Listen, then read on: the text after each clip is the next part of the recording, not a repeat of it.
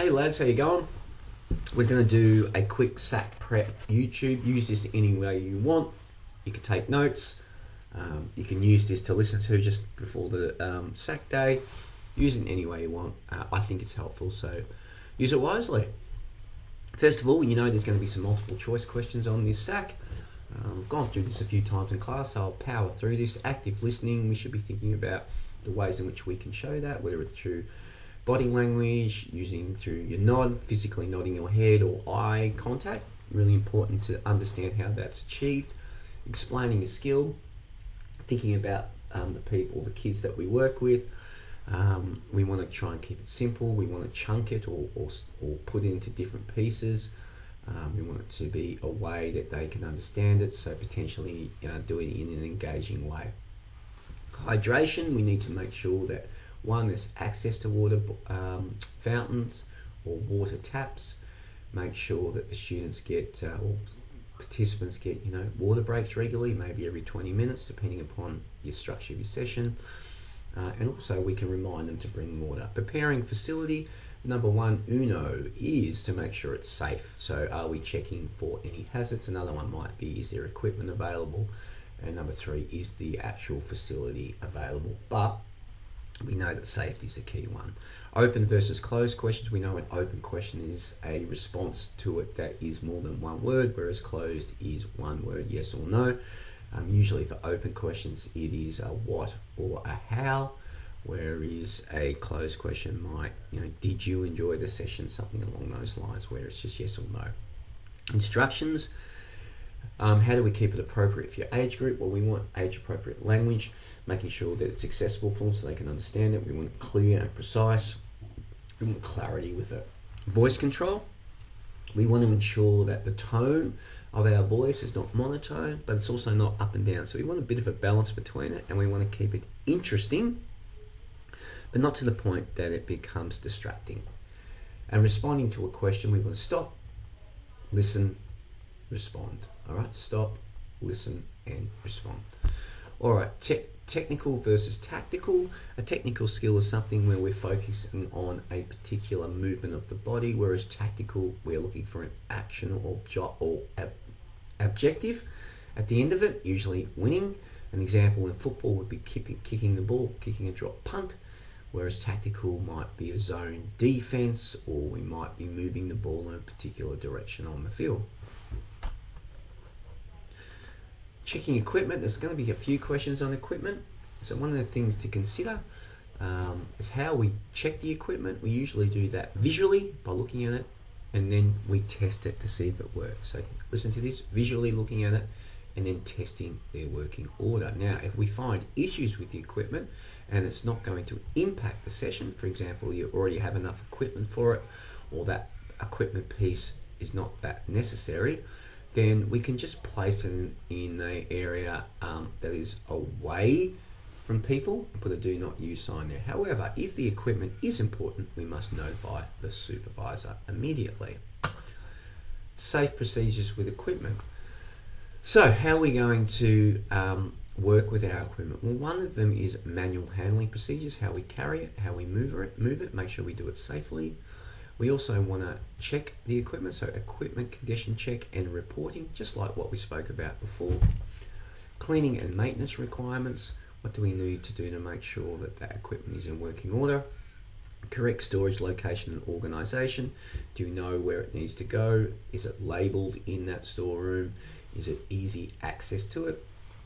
And that flows into security and access to storage facilities, making sure that not anyone can go in there, making sure it might have a lock or a key pass like we have here at school, and making sure only certain people can go in there. What to do with spare equipment. So sometimes you might have too much equipment, so make sure there's a designated specific area for the equipment to be placed. Maybe we might need to use some ball racks or some ball bags for balls to contain equipment when not in use. That might mean a bin or something like that. We also can show participants where to place equipment when not using it, and also give participants time to place things away before you give instructions. We're going to talk about policy just for a moment. There's a few policies and procedures that I'd like you to keep in mind. The first one is child protection, which is really about that working with children check. Make sure that you connect those two concepts together. There's also privacy and confidentiality policy, really important in restricting the sharing of participant information, protecting their personal data. So think about privacy and confidentiality policy, protecting personal data. And the other one that we've been circling around is member protection policy, ensuring that everyone involved within your organisation is treated with respect and dignity and protected from abuse, bullying, harassment, vilification. Just one of these would be fine. I think harassment is a good one to remember. So member protection policy, making sure everyone's treated with respect and dignity and not being harassed. You can go through the others, but I reckon those three are good ones to remember for the SAC. So what is actually in a policy? So we've got a whole set of things there. The aim, the explanation, definition, who it applies to, all those things, the steps, the consequences, date. So I need you to remember 3 to 4. So I reckon the aim is a good one, definitions within it, the consequences of not adhering to the policy, and the date of when it was developed. You can choose any of those, but I gave you 4: aim, definitions, consequences, and date. Don't give me just the one word, so consequences. Try and give me the consequences of not following the policy or not doing the policy. That would be enough. And the date of when it was developed or updated. Date of when it was developed would be fine. All right, so make sure you give me more than just one word in the SAC. All right, how do you make a demonstration effective? One is to break it down into smaller parts, because that gives the participants a chance to focus on at least one part of it. Another one might be giving different angles and viewpoints when you demonstrate. And this helps them get an understanding of the full range of movement with it. We can then do the full technique before breaking into parts. This allows them to see it fully occur and what they're trying to achieve, and then they can go back to the different parts to do it. And the other one is to provide verbal instructions while you're demonstrating. So when you're doing that, you can highlight the key points that are occurring in your demonstration, trying to clue the kids into it. So you'll notice there, you need to give me how you would do it and why you're doing it. So that's why that's sort of a bit broader in terms of the terminology used there. So it's really important. Maybe practice writing that down and see if you can get it spot on, so that during the exam you're not trying to get your head thinking too much about it. See if you can get it to rote learning for it. Feedback strategies, there's lots there. The one that we focus on is be positive and encouraging, and I've got a little comment there that you can work through.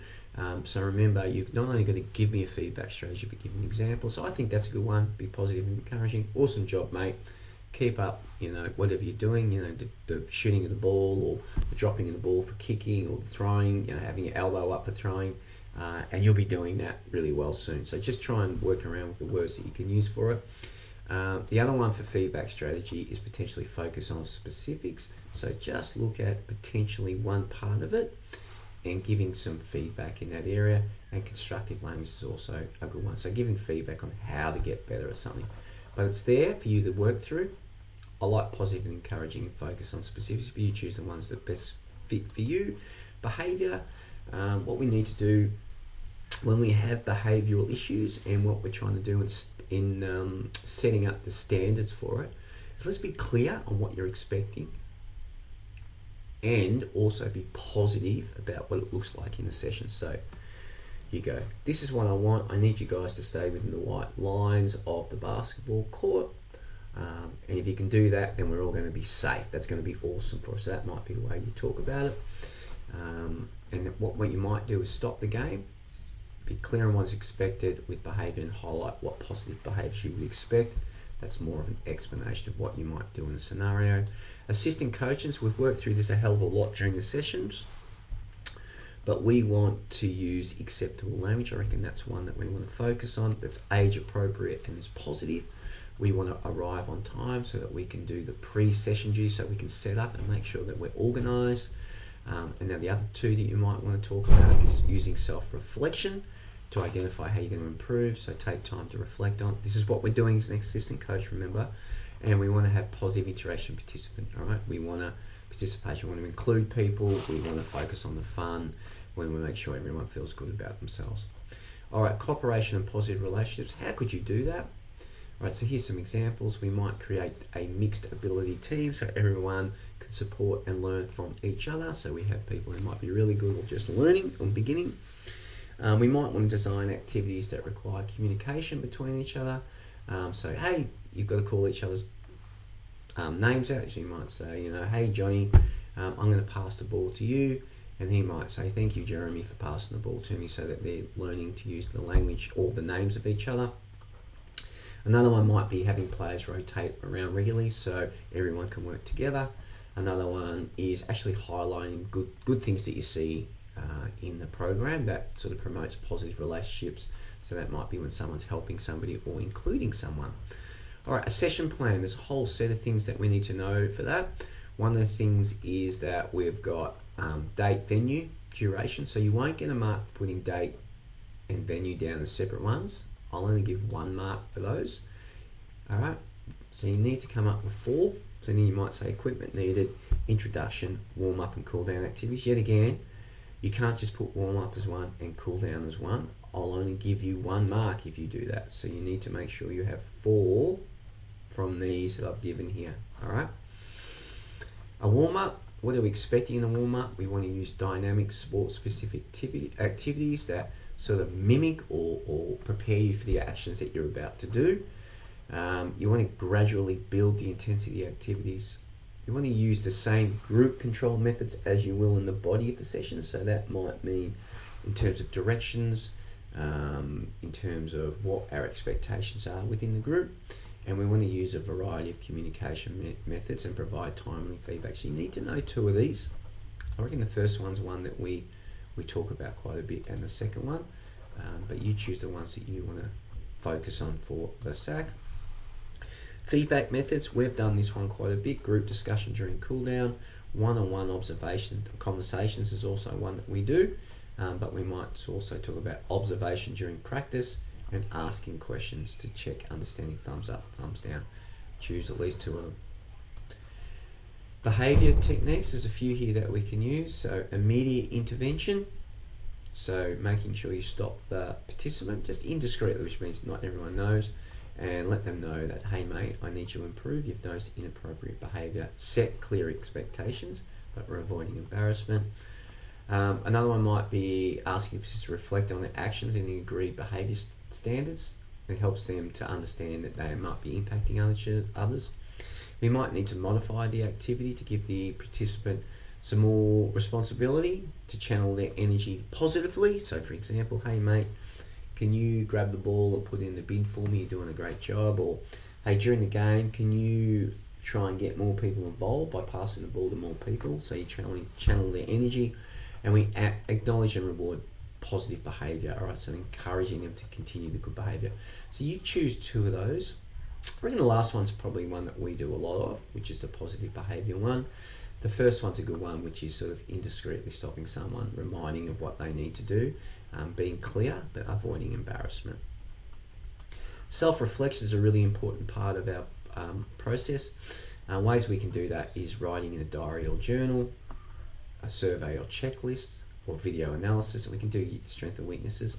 I reckon the first one's a good one, diary or journal, because that allows us to create goals, understand areas for improvement, and if we do it well, we can make comparisons with the feedback that we get from here, and that we can compare them. So my own personal understanding of what I did compared to the feedback of others, through doing that, we can see if there are any trends. I'll take 2 of these in with you. Writing in a diary or journal is a good one, and potentially a survey or checklist. Choose any 2, but these 3 you need to be aware of, because all of these up here help us to do the bottom bit. And lastly, skill acquisition. We know there's cognitive, associative, and autonomous. There's a characteristics of each. The cognitive, it's usually movement broken into sequences. That's what we would see, like it's step by step. An example of that might be, teaching the kicking technique and maybe the dropping the ball. Associative is that we're decreasing our reliance on working memory, or movement becomes more fluent. Another one might be handball accuracy drills, kicking on the run to the lead, so just adding a little bit more difficulty to it. And autonomous means that we're minimal cognitive effort, all right? So there's improvement in decision making. An example of that might be a keepings off game, which sort of represents a game-like scenario. All right, boys, we've covered a fair bit in this SAC. YouTube, as I said, use it as you want. Take notes, do whatever you want. We've got lots of quizzes on there. You've still got a week to go for the SAC, so good luck, man.